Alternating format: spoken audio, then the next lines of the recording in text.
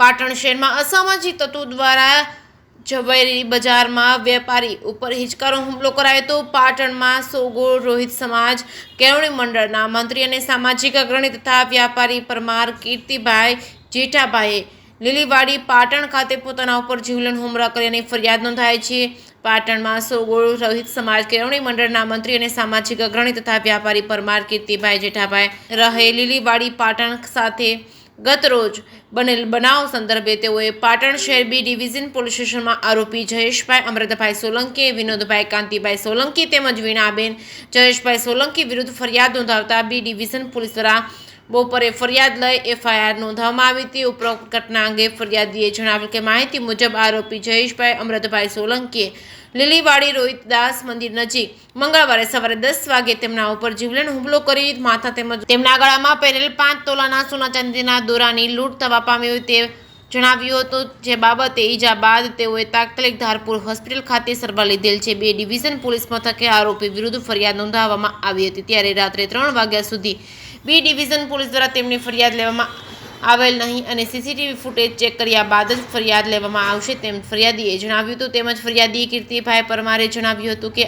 આખરે બુધવારે બપોરે ફરિયાદ લેવામાં આવેલ, જેમાં તેમના દ્વારા જણાવવામાં આવેલ સંપૂર્ણ વિગતો લેવામાં ન આવતા ફરિયાદી દ્વારા પોલીસને કાર્યવાહી બાબતે નારાજગી વ્યક્ત કરાઈ હતી। જે મુજબ ફરિયાદી દ્વારા પોતાનો 5 તોલાની સોનાની ચેનની લૂંટ થઈ હોવાની ફરિયાદનો ઉલ્લેખ પોલીસ દ્વારા એફઆઈઆરમાં કરવામાં આવેલ નથી તેમ જણાવી ફરિયાદીએ જણાવ્યું હતું કે આરોપી દ્વારા અગાઉ પણ તેમની સાથે માથાકૂટ અને ઝઘડા કરેલ હોય તેમને મારવાની કોશિશ કરવામાં આવી હતી। આરોપી ચાણસ્મા શિક્ષણ વિભાગમાં કામ કરતો હોવાનું તથા માથાભારે વ્યક્તિ હોવાનું તેમજ ઘટના સમયે પણ ફેંકી પદાર્થનું સેવન કરેલ હાલતમાં હોવાનું જણાવ્યું હતું।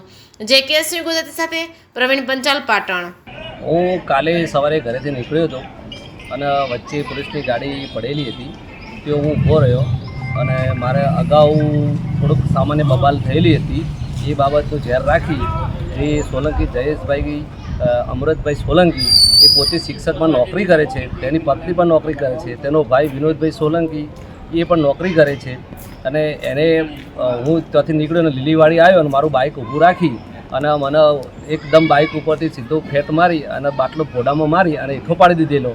અને આવું કૃત્ય એ શિક્ષક હોવા છતાં આવું બહુ ખતરનાક કૃત્ય કરેલ છે, કોઈ કારણ વગર, કોઈ ગુના વગર કેમ મારા ઘર આગળ ઊભો રહ્યો એ એટલી બાબત પર મને ખૂબ એને મારેલો। જેથી હું ફરિયાદ નોંધાવવા માટે કાલે અહીંયા સીધો આવેલો। આવ્યા પછી હું સારવાર માટે ધારપુર ગયેલો। ધારપુર પણ મેં અરજી આપેલી પણ એમને કીધેલું કે તમે સીધા બી ડિવિઝનમાં જાઓ।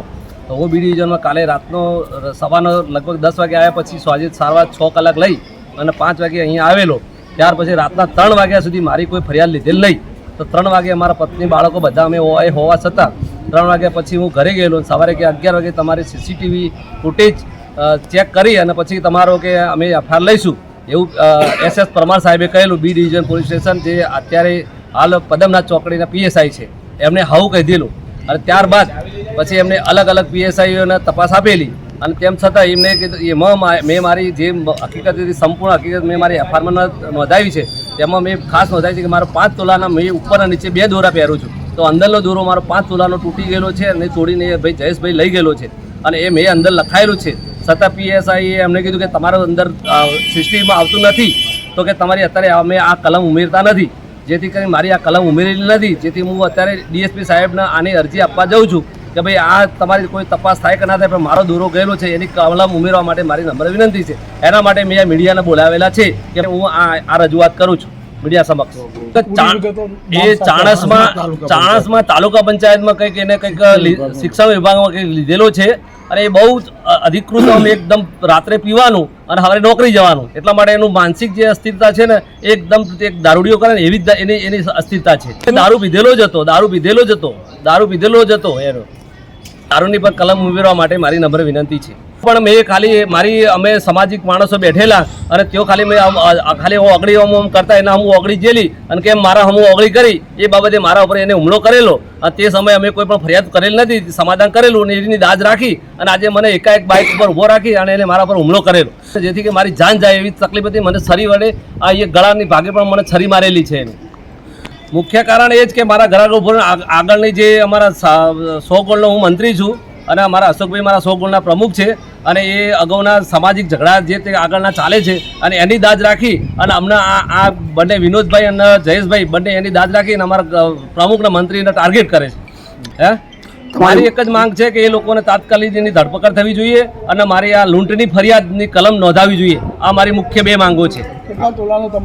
એનું પાકું બિલ પણ હું લાવી શકું છું. મારા જેના પાસે મેં બનાવડાવ્યું છે એની જોડે પાકું બિલ છે.